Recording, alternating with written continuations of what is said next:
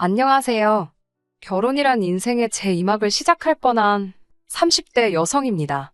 살다 보니 이렇게 드라마 같은 일이 저에게도 일어나네요. 남자친구와 저는 같은 회사에서 만난 이른바 사내 커플입니다. 그렇다고 저희가 입사를 하자마자 서로 첫눈에 반하고 그런 건 아니고요. 처음엔 서로 오며 가며 이따금씩 마주쳤기에 서로 얼굴만 아는 정도였어요.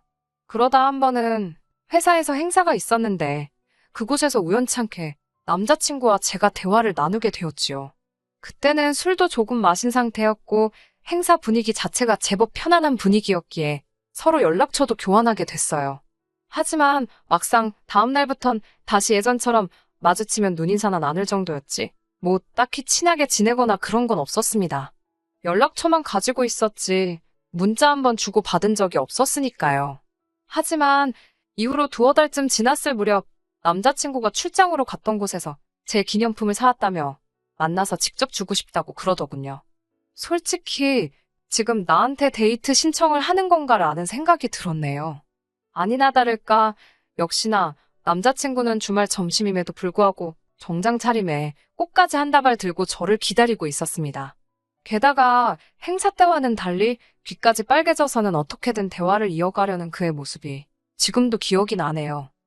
사실 제약회사라는 곳이 다른 기업들보다 분위기가 보수적인 편이에요. 그렇다 보니 사내연애에 대한 시선이 곱지만은 않지요. 또 주변에서들 사내연애를 하다 헤어지기라도 하면 여자만 손해라며 같은 사무실에 있는 남자들은 남자가 아니라 도라르방 보듯 하라는 소리도 귀에 딱지가 앉을 만큼 들었기에 사내연애는 생각해본 적도 없었어요. 그래서 남자친구가 사귀자고 했을 땐 몇 번이나 거절을 하기도 했습니다. 하지만 10번 찍어 안 넘어가는 나무가 없다고 생각한 건지 남자친구는 계속해서 저에게 기회를 달라며 저에게 들이대더라고요. 솔직히 사내연애 자체에 대해 걱정이 많았던 거지 남자친구라는 사람이 싫은 건 아니었어요. 그래서 결국 또다시 고백을 받았을 땐 더 이상 그를 밀어낼 수 없었네요. 이후로 저희는 사람들의 눈을 피해 연애를 시작했습니다. 해녀 사람들이 눈치라도 챌까봐 회사에 있는 동안에는 남자친구에게 정말 눈길 한 번도 제대로 주질 않았고요. 그렇게 저희는 비밀스러운 연애를 이어나갔습니다. 그리고 조금 늦게 떠난 2주년 기념여행에서 남자친구는 프로포즈를 해왔고 저는 그 프로포즈를 기쁜 마음으로 받아들였습니다. 남자친구와 결혼을 결심했던 이유는 여러 가지가 있었지만 그중 가장 결정적인 건 남자친구의 성품 때문이었습니다. 같은 회사를 다니며 지켜본 남자친구는 다른 사람들에게 관대하고 친절했으며 자기가 하는 일에 대한 책임감을 갖춘 사람이었거든요. 게다가 저에게도 늘 다정다감하고 저희는 만나는 동안 크게 다투는 일도 없었으니 결혼 상대로는 딱이라고 생각했지요. 아무튼 결혼 이야기가 오고 가면서 양쪽 집안에 인사를 드리러 가자는 이야기도 나왔습니다. 이전까지 양쪽 집안에 서로 사귀는 사람이 있다고 말씀만 드렸지 소개를 한 적은 없었거든요. 제 입장만 이야기해보자면 일단 남자친구가 부모님께 소개해드리기에 마뜩찮고 그랬던 건 절대로 아닙니다.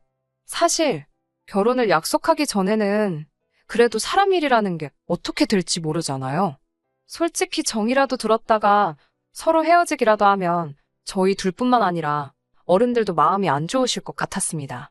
그래서 직접 만나 뵙는 일은 없이 명절이나 어른들 생신처럼 알면서 그냥 지나치긴 조금 껄끄러운 날들만 서로를 통해서 선물만 두세 차례 주고받고 했어요.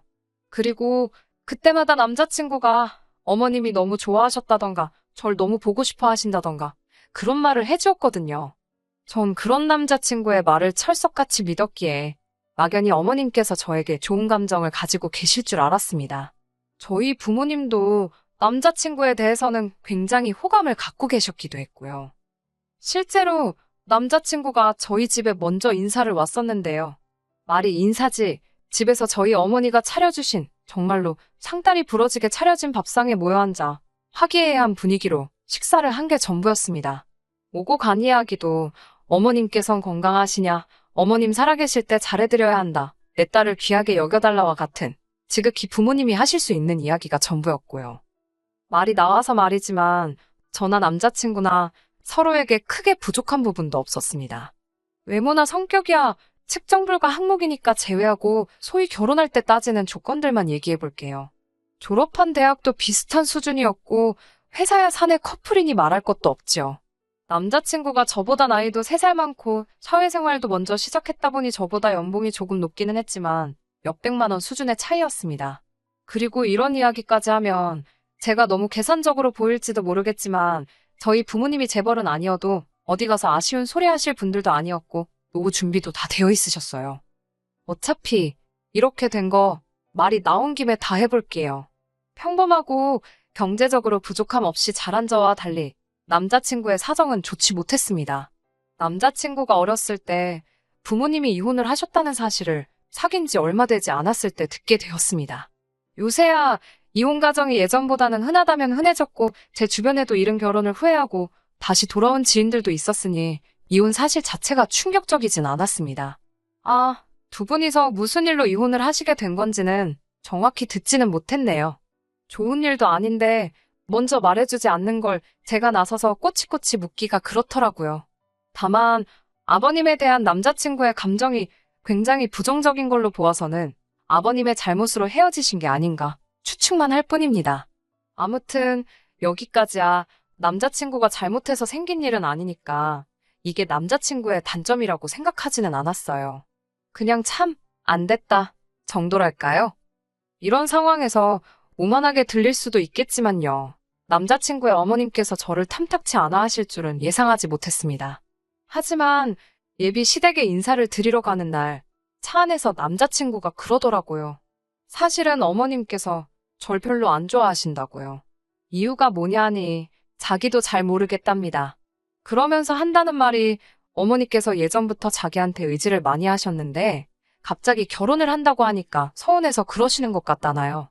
순간 머리가 띵하고 마음이 복잡해지더라고요. 아니, 그래서 내가 잘못한 게 뭔데? 당신 아들을 뺏어가는 것 같다 뭐 그런 건가? 드라마에서나 보던 일이 나한테 일어나는 건가? 별의별 생각이 다 들던걸요?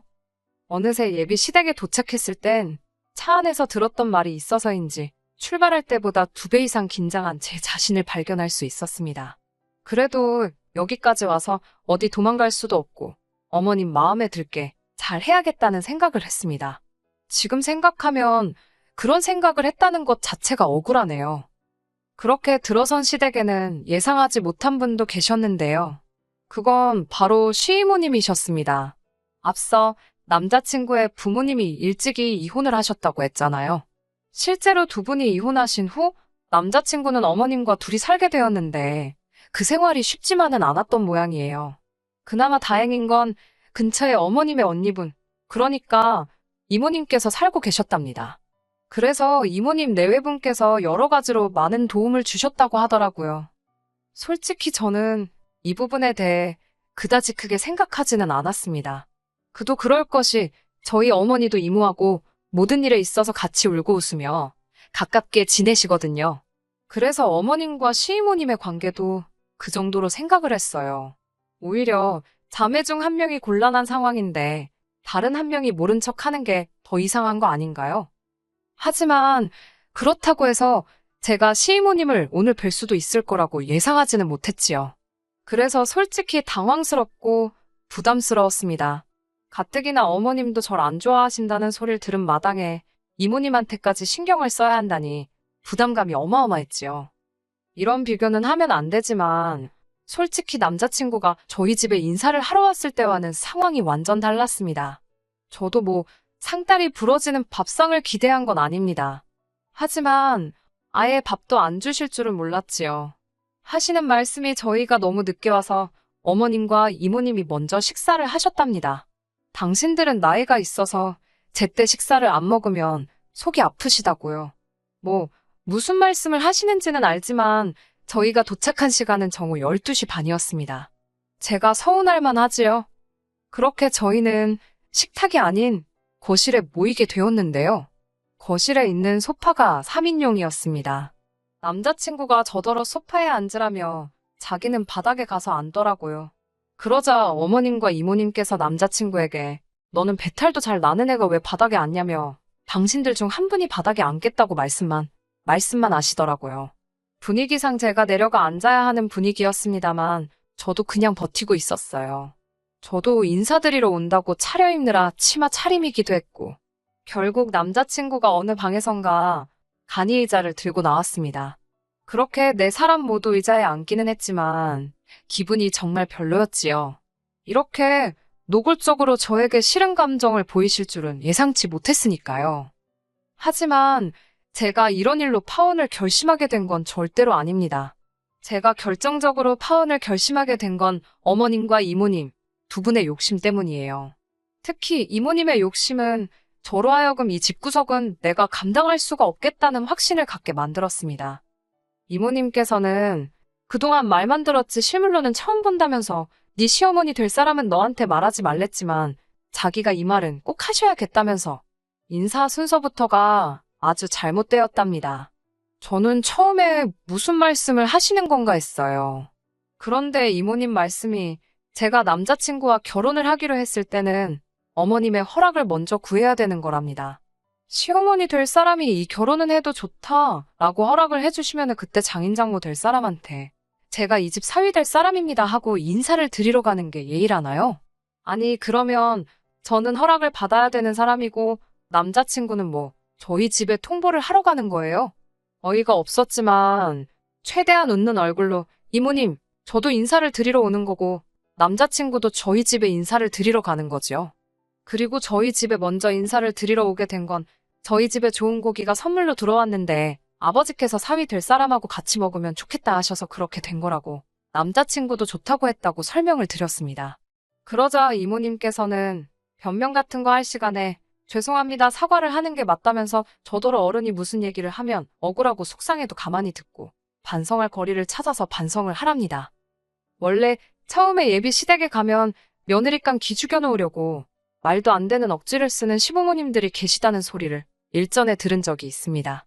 왜인지 그 말이 갑자기 떠오르기도 했고 난처해하는 남자친구의 표정이 눈에 들어오면서 그래 기왕 잘 보이겠다고 마음먹은 거 꼭 참아보자 생각했어요.